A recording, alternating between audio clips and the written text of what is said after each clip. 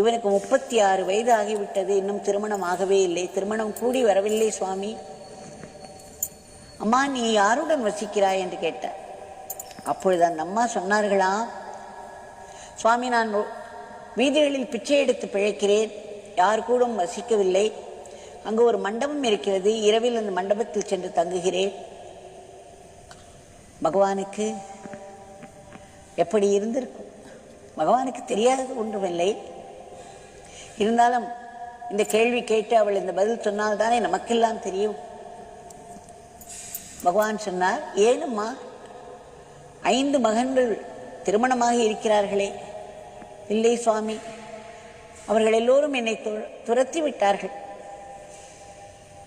அவர்களும் அவர்கள் மனைவிமார்களும் சேர்ந்து என்னை துரத்தி விட்டார்கள். நான் அவர்களோடு சேர்ந்து இருப்பது அவர்களுக்கெல்லாம் பிடிக்கவில்லை சுவாமி. அதனால் நான் வீதிக்கு வந்து